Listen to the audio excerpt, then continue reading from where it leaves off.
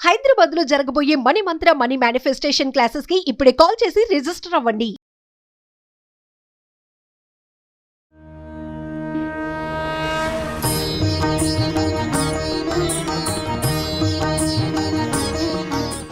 ఒక పాసురంలోనేమో అందరిని చక్కగా కలుపుకొని వెళ్దాం అంటుంది. ఇంకొక పాసురంలోనేమో మనం చేయాల్సినవేంటి, చేయకూడనివేంటి, ఈ మాసమే కాదు జీవితాంతం మనం ఫాలో అవ్వాల్సిన డూస్ ఏంటి, డూన్స్ ఏంటి అని. మూడో పాసురంలో అందరం బాగుండాలి, అందులో మనం ఉండాలి అని విన్నాం. మరి నాలుగో పాసురంలో గోధమ్మ ఏం చెప్తోంది మనకి? అమ్మని అడిగి తెలుసుకుందాం.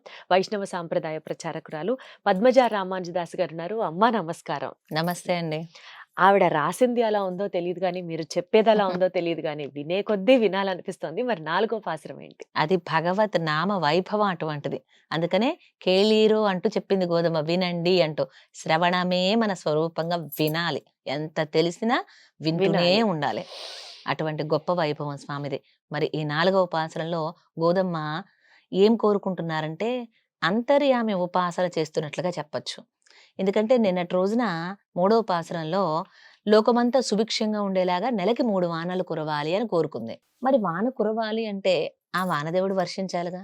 ఈమెమో అధ్యాపయంతిలాగా ఆత్మస్వరూపం నీకే చెంది ఉన్నదయ్యా, నీకు శేషభూతుడై ఉన్నది ఈ ఆత్మ, నీకు సేవ చేసుకోవాలి, నువ్వు పడుకుంటే ఎలా, లేచి మమ్మల్ని అనుగ్రహించు అంటూ కృష్ణయ్యనే మేల్కొల్పింది అధ్యాపయంతిలా గోదమ్మ. కృష్ణయ్యకే చెప్పగలింది. ఎక్కడ ఈమె సందేహించకుండా వర్షదేవుడికి కూడా ఇలా వర్షం కురవాలని చెప్తుంది ఇవాళ పాసురంలో. వాన ఎలా కురవాలో కూడా నియమనం చేసి చెప్తుంది మన గోదమ్మ ఒక అధ్యాపంతి వలె ఈ 4వ పాసురంలో. ముందుగా 4వ పాసురాన్ని అనుసంధానం చేద్దాం. ఆగిమழை కన్నా ஒன்று நீ கை கரவேல் ஆழியுள் புக்கு முகந்து குடார் தேரி ஓழி முதல்வன் உருவம் போல் மெய் கருத்து பாழியம் தோளுடை பற்பனாபன் கையில் ஆழி போல் மின்னி வலம்புரி போல் நின்று திறந்து தாழாதே சங்கமுதைத்த சரமழை போல் வாழ உலகினில் பெய்திடாய் நாங்களும் மார்கழி நீராட மகிழ்ந்தேலோரெம்பாவாய் ఆండాళ్ తిరువడిగలే శరణం. వర్షదేవుణ్ణి ఎలా కురవాలో చెప్తుంది ఈ పాసురంలో గోదమ్మ. ఆഴి మഴై కన్నా అంటూ ఆ స్వామిని సంబోధించింది. మళ్ళీ కన్నా అంటూ కృష్ణయ్యని గుర్తుకు తెచ్చుకుంది. ఎలా ఉంటుందంటే గోదమ్మ ఎటు చూసినా సర్వం కృష్ణమయం అన్నట్లుగా ఆమెకు అంతటా కృష్ణుడే కనిపిస్తూ ఉంటాడు. గోదాదేవి శ్రీకృష్ణ పరమాత్మను ఎలా ఆశ్రయించాలో మనకి ఎంత తపన పడిందో, ఎంత ఆర్తి చెందిందో తెలియాలంటే లౌకికమైనటువంటి స్త్రీ పురుషుల మధ్య జరిగేటువంటి ప్రేమను మనం గుర్తు తెచ్చుకోవాలి.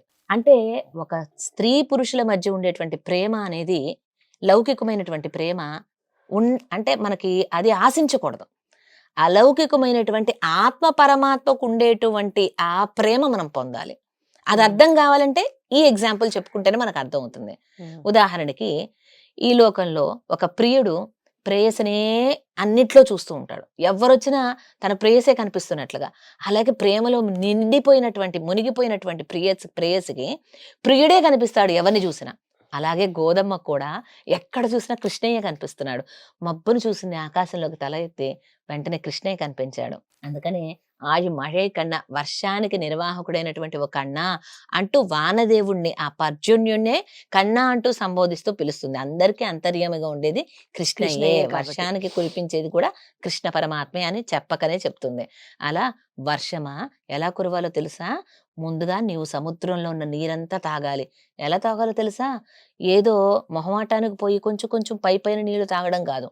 వెళ్ళు, నేరుగా సముద్రం మధ్యలోకి వెళ్ళు, అట్టడుగు, ఇక చివరికి ఇసుక మాత్రమే మిగలాలి, అందులో ఉన్న నీరంతా తాగేసాయి. మేఘంలోకి నీళ్ళు ఎలా వెళ్తాయండి? అంతే కదా, సముద్రంలో నీటిని తీసుకోవటం వల్లనే కదా సూర్యకిరణాల ద్వారా సముద్రంలో నీరు ఆవిరైపోయి మేఘంలోకి చేరుతుంది. మేఘానికి అలా ఎప్పుడైతే మలయమారుతం చల్ల గాలి తగులుతుందో వర్షిస్తుంది. అందుకని ముందు ఈ నీరంతా బాగా తాగు అని చెప్తుంది. ఎక్కడ మొహమాట పడకు, మొత్తం నీరంతా తాగే. ఎందుకు? బాగా నీరు తాగితేనేగా బాగా వర్షించేది. ఇంటేకి ఎంత ఉంటే అవుట్ అంత వస్తుంది కదా. అందుకోసం నువ్వు బాగా తాగితే మాకు బాగా వర్షాన్ని ఇస్తావు అంటుంది. ఎలా రావాలో తెలుసా నీ రూపం? అప్పుడు మా కృష్ణయ్య లాగా రావాలి అంటుంది. కృష్ణయ్య ఎలా ఉంటాడు? నల్లగా ఉంటాడు. ఆ నల్లని మేఘంలాగా మారిపోవాలి.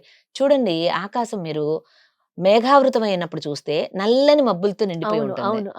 మామూలుగా తెల్లని మబ్బులు ఉంటాయి. కృష్ణయ్య నీలి రంగులో కదా ఉంటాడు. అంటే స్వామి రంగు ఎలా ఉంటుందంటే ఒక డైరెక్షన్ లో చూస్తే నీలి రంగు, ఒక డైరెక్షన్ లో చూస్తే నలుపు నలుపు రంగు, రంగు. ఒక డైరెక్షన్ లో చూస్తే బంగారపు రంగులో మెరిసిపోతున్నట్లుగా కనిపిస్తాడు. మనం అనుకోండి ఒకటే రంగు కనిపిస్తాం ఏ డైరెక్షన్ లో చూసినా. శ్రీకృష్ణ స్వామి యొక్క తిరుమేని వర్ణం, ఆ శరీర రంగు ఇదమిద్దంగా ఇది అని చెప్పలేనటువంటి రంగు అనమాట. నల్లనయ్య కృష్ణయ్య అంటారు కదండి మరి. ఉమ్. అలా ఆ స్వామి యొక్క రంగులోకి నీవు మారాలి. అలాగే మేఘం చూడండి, వర్షాన్ని కురవడం వల్ల తనకేమైనా ఉపయోగం ఉంటుందా? ఏం ఉపయోగం ఉండదు. కురవడమే ప్రయోజనంగా కురుస్తుంది. ఉమ్. కురిసిన తర్వాత నీరంతా బయటకు వచ్చేసాక తెల్లగా అయిపోయి మేఘం పైకి వెళ్ళిపోతుంది. దాని అర్థం ఏమిటో తెలుసా? అన్నీ ఇచ్చేసినా కూడా అయ్యో నేను ఇంకా వీళ్ళకి ఏం చేయలేకపోయానే అని వెలవెలబోతూ ఉంటాట కృష్ణ పరమాత్మ. అలాగే మేఘం కూడా అంతటినీ ఇచ్చేసి వెలవెలబోయి పైకి వెళ్ళిపోతుందట తెల్ల రంగులో. అలా చెప్తారు. ఇతరుల కోసం అని కురుస్తుంది, తన కోసం కాదు. పరార్థంగా ఉంటుంది మేఘం. అలాగే పరిపూర్ణంగా వర్షించాలి అని చెప్తుంది ఇక్కడ గోదమ్మ. అలాగే ఇక్కడ కురవాలి అక్కడ కురవకూడదని చూసుకోదు మేఘం. అంటే ఎడారిలో కురిస్తే అది ఉపయోగంగా లేకుండా అయిపోతుంది, లేకపోతే సముద్రంలో కురిస్తే ఉప్పు నీళ్ళలో కలిసిపోతుంది, అలా ఏమి చూసుకోదు. ఎక్కడైనా సరే కురుస్తుంది. అలా ఓ మేఘమా ఆ సముద్రంలో ఉన్నంత నీరంతా తాగేసి కృష్ణయ్య రంగులో నీవు చక్కగా ఉండి ఆకాశం అంతా పరుచుకొని ఇక మెరవడం ఎలాగో చెప్తుందండి. ఎలా మెరవాలట? ఆ శ్రీమన్నారాయణమూర్తి శ్రీహస్తంలో, కుడి శ్రీహస్తంలో సుదర్శన భగవానుడు ఉంటాడు. ఆ సుదర్శన చక్రం ఎలా అయితే తగదగ మెరుస్తూ ఉంటుందో అలా నువ్వు మెరవాలి అంటుంది. మేఘం మెరుస్తుంది కదా, అలాగే ఉరుముతుంది మేఘం కదా వర్షం వచ్చే ముందు. అలా ఉరమాలి అంటుంది. ఎలా ఉరమాలి అట? మేఘం ఎలా కురవాలో చెప్పింది. శ్రీమన్నారాయణ శ్రీహస్తంలో ఉన్న చక్రం వలె మెరవాలంది. ఇక ఉరమడం ఎలా ఉరమాలో చెప్తుంది. అంటే తాను ఎలా నీటిని పీల్చుకోవాలి మేఘం, ఎలా మెరవాలి, ఎలా కురవాలో కూడా అధ్యాపయంతలాగా చెప్తుంది మన గోదమ్మ. ఉరమడమేమో పాంచజన్యంలాగా ఉరమాలట. స్వామి యొక్క ఎడమ శ్రీహస్తంలో శంఖాన్ని ధరించి ఉంటాడు ఎప్పుడు. ఆయన శంఖాన్ని ఊదగానే కురుక్షేత్ర మహాయుద్ధ సంగ్రామంలో హృదయాన్ని వ్యధారయత్, ధార్త రాష్ట్రాన్ని హృదయాన్ని వ్యధారయత్ అన్నట్లుగా ధృతరాష్ట్రుల యొక్క గుండెలు అదిరిపోయినాయట. శత్రువుల గుండెలు భయంతో వణికిపోయేలాగా ఆ యొక్క పాంచజన్యం ఉరుముతుంది. అదే సమయంలో ధ్వని వినగానే ఆశ్రితుల మనసు ఆనందంతో ఉంటుంది. అలా నువ్వు కూడా ఉరమాలి అంటుంది గోదమ్మ. ఇలా ఆ శ్రీకృష్ణ పరమాత్మతో పోలిక పెట్టి చెప్తుంది. ఆయన రంగులో ఉండాలి, ఆకాశమంతా పరుచుకోవాలి, ఆయన కుడి శ్రీహస్తంలో ఉన్న చక్రం వలె మెరవాలి, ఎడమ శ్రీహస్తంలో ఉన్న శంఖం వలె ఉరమాలి. ఇక కురవడం ఎలా కురవాలో తెలిసిన? రామచంద్రమూర్తి యుద్ధం చేసేటప్పుడు ఒక బాణం వెయ్యగానే ఎదురుగుండా ఉన్నటువంటి ఆ రాక్షసులకి ఎలా ఉండేదంటే, ఒక బాణం 2గా 3గా 4గా అనేకంగా వెడలిపోయి అక్కడ ఉన్నటువంటి వాళ్ళందరినీ కూడా దెబ్బలు వేస్తూ ఉంటుంది. ఆ బాణపు దెబ్బలు తగులుతాయి. వెంటనే వాళ్ళకి ఏమవుతుందంటే బైర్లు కమ్మేసి కళ్ళు, వేస్తున్నది ఒక రాముడా లేకపోతే ఇద్దరా లేకపోతే ముగ్గురా అన్నట్లుగా ఉండేదట. కళ్ళు బయలు గమ్మితే చూడండి ఒకళ్ళ ఇద్దరా అన్నట్లు ఉంటుంటుంది. సినిమాలో కూడా చూపిస్తుంటారు, హీరో కొట్టగానే ఇలా ఇద్దరు మైండ్ బ్లాక్ అంటారు అలాగే. అలాగా ఆ విధంగా ఆనాడు రాముడు యుద్ధం చేసేటప్పుడు ఎలా అయితే బాణపు వర్షం కురిపించాడో అలా కురవాలి. కురుద్దామా వద్దా అని 2 చినుకులు పడి ఆగిపోయి, లేకపోతే కుంభవృష్టిగా కురిసి అలా కాదు, బాగా కురవాలి, ధారాళంగా కురవాలి. ఎండిన చేలన్నీ కూడా చక్కగా మరలా ఉజ్జీవనం పొందేలాగా, చక్కగా కళకళలాడేలాగా నువ్వు వర్షం కురవాలి అంటూ వర్షం ఎలా కురవాలో కూడా చెప్తుంది అధ్యాపయంతిలాగా మన గోదమ్మ. అలా వర్షం ఎలా కురవాలో చెప్పి ఇలా నీవు పడితే లోకమంతా ఆనందంగా ఉంటుంది. అలా లోకమంతా ఆనందంగా ఉండే విధంగా, అంటే రాముడు బాణం వేస్తే కొంతమంది బాధపడ్డారు, కొంతమంది ఆనందించారు. కృష్ణుడు శంఖం పూరిస్తే కొంతమంది బాధపడ్డారు, కొంతమంది ఆనందించారు. అలా ఉండకూడదు. నువ్వు కురిస్తే అందరూ ఆనందించాలి, ఎవ్వరూ బాధపడకూడదు. అకాల వర్షాలు కురిసినాయి అనుకోండి, పాపం ఇల్లు లేని వాళ్ళు బాధపడుతూ ఉంటారు. మ్యాంగోస్ ఇప్పుడు మనకి చూడండి చక్కగా కోతకొచ్చే సమయానికి, అందరికి కాపుకొచ్చే సమయానికి వర్షం పడితే అకాల వర్షాలు రాలిపోతుంది, పంట నష్టం కలుగుతుంది. అలా ఉండకూడదు. వర్షమా నువ్వెలా కురవాలో తెలుసా? అందరూ సంతోషించేలాగా వర్షం కురవాలి అంటూ చెప్తుంది. ఆ కురవడం వల్ల ఏ ఒక్కరికి బాధ ఉండకూడదు, అందరూ ఆనందించాలి. ఆ విధంగా నువ్వు కురవాలి అంటూ వర్షదేవుడికి ఎలా కురవాలో చెప్తుంది గోదమ్మ ఈ 4వ పాసరంలో. ఇక ఈ రోజున మనకి వానదేవుడా అంటూ అంతర్యామిగా ఉన్నటువంటి కృష్ణయ్యనే చెప్పింది కాబట్టి కన్నా అనే నామాన్ని ఈ రోజున ఇచ్చింది. శ్రీకృష్ణ శ్రీకృష్ణ అనే నామాన్ని చెప్పవచ్చు.